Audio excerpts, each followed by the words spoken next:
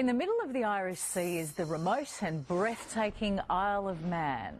It's a serene place where for 50 weeks of the year the pace of life can only be called relaxed. But for the other fortnight it's mad, dangerous and deadly. Motor racing legend Mark Skaife is about to take us full throttle to the most thrilling motorcycle race in the world to meet the men and women who risk everything in pursuit of two-wheeled glory.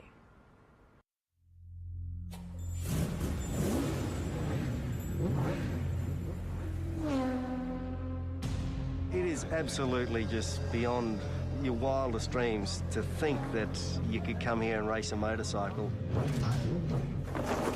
The Isle of Man TT is like a religion. It's the oldest motorcycle race in the world.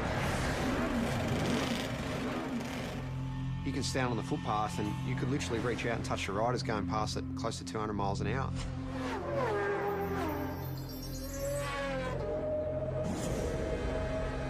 The houses are passing you so quick, sometimes it feels like you're inside a video game.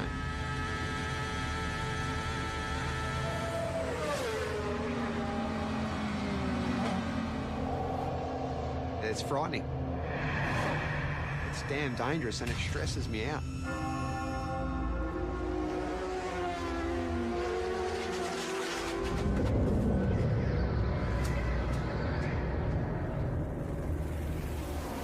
Unless I'm very much mistaken, Mark, this is the greatest motorsport event in the world.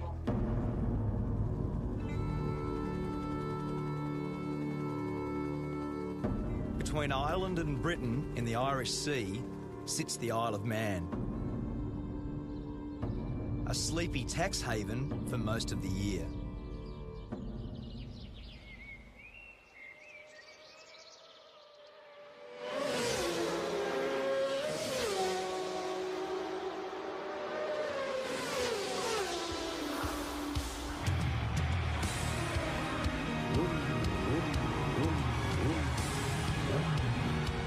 I've come here to witness the most dangerous road race on Earth.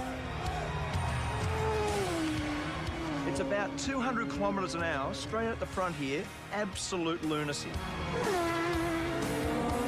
I want to find out what drives these riders to test themselves and their machines in a brutal event called the TT, the Tourist Trophy. There's a lot to get right and a lot that can go wrong, so it is part sprint race, part endurance race, and it's a time trial, so it's so unique. Peter Brock used to say that great racetracks have got consequences. The Isle of Man TT is the ultimate road course. It's the fastest, wildest and most dangerous racetrack I've ever seen. And for the riders that compete here, there is absolutely no room for error.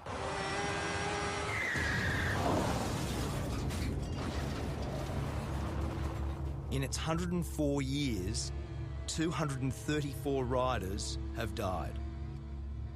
It says on the back of your pass that motor racing is dangerous. This is dead set dangerous, isn't it?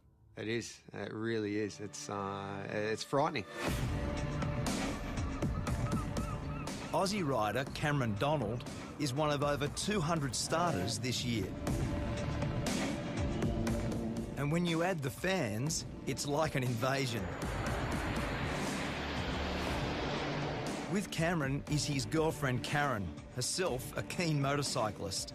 They've been planning for the race all year. So is this normal nervous start tension? Kind of is. Normally this is done the night before. Is it? A late night last night, obviously. Usually we like to have this done the night before, everything, but by the time we finish, like 11 o'clock, it's just like, let's get out of here and worry about it tomorrow. So what's Karen's job in this world? Keep me calm. We were born without time, nameless in the young. Cameron grew up in Warrandyte in Victoria. It was his dad, Ken, who introduced him to the thrill of the two-wheeler. Lots of bike photos, not many other ones. No, we had consumed a fair bit of time, didn't it? It did. It took up a lot of time. From a young age, Cameron began winning and winning.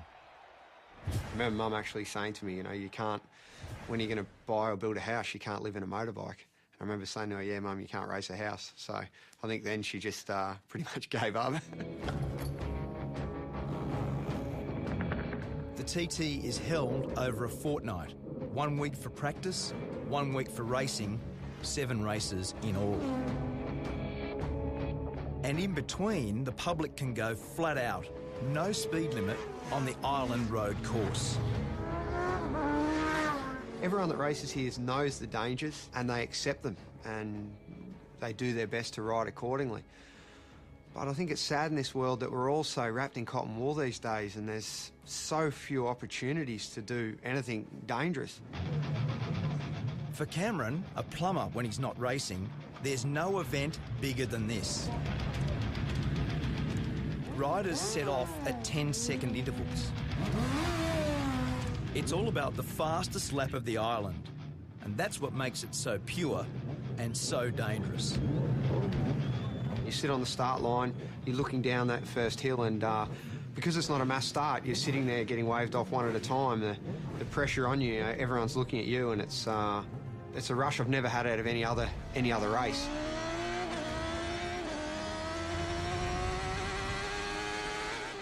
There's just so few events in the world where we can do such a thing, you know, where you can close off a road and race a motorbike around it. It's such a beautiful thing.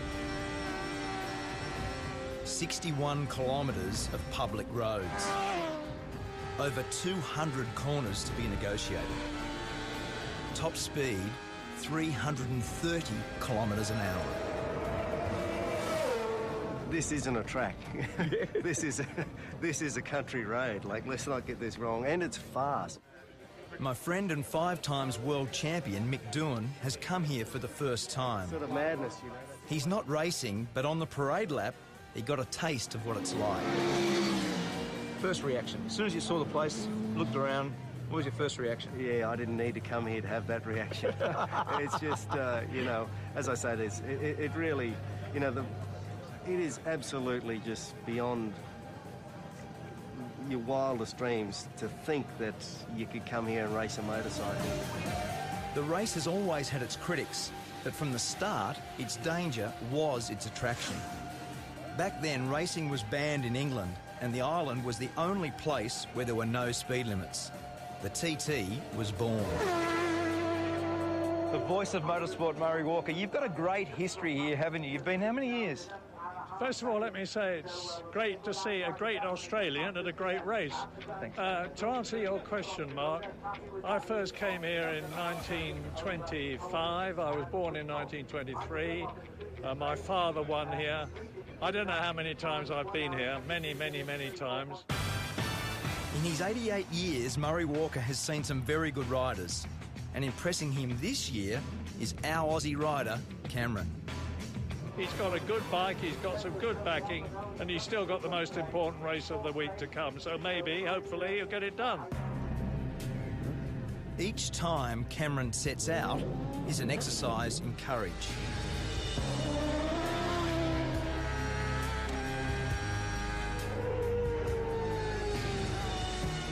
Each lap is an anxious one for Karen, who gets radio updates on his progress.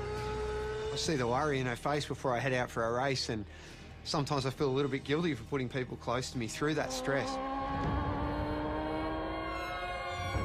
In the week I was there, 7 people lost their lives. 3 riders and 4 members of the public. ACU Events Limited regret to announce the death of Derek Bryan. I've lost a couple of friends in my years racing at the Isle of Man and I do think of them in the corners that they've fallen in, and where Dobbsy crashed is one of the most intense corners on the track. Dobbsy, Paul Dobbs, died in the TT last year. He lost his life to the sport that he loves, like, so. Just one of them, mate. Paul was buried on the island, leaving behind his wife and 2 daughters. So what did you love about him? God, everything. Racing. Bridget is Paul's wife, A year on, she's brought the girls back to remember their dad at the race he loved. You know it's risky, of course you do. I mean, you know, everyone loves those photos of riders' heads this far from a stone wall. You know, obviously, the reason you love those photos is you think, oh my God, it's so close, you know? That's, it's, you know, other people have said that you only really know that you're alive when you're almost not. Some are just plain lucky to survive, like Connor Cummins. I can actually see, you know, where it's all gone wrong. I've disappeared over the side, and the way I look at it, that's where, you know, the injury started to happen, and it's sort of, it does get to you a little bit. We'll just get on with life. The world ain't gonna stop for me. Has your opinion of the TT changed based on what's happened? No? No. Do you think it should be banned? You can't possibly ban it. I mean, I don't know if you could ban it if you tried. It's like a monster, you know. It's bigger than the rest of us. Riders don't come here for the prize money. There's hardly any. The TT is simply about the glory of being the fastest. And for Cameron, it was a glorious week. In his chosen race, the Superbikes, he was just pipped for first. But second still felt pretty good. Congratulations, mate. Well done. Really good, huh?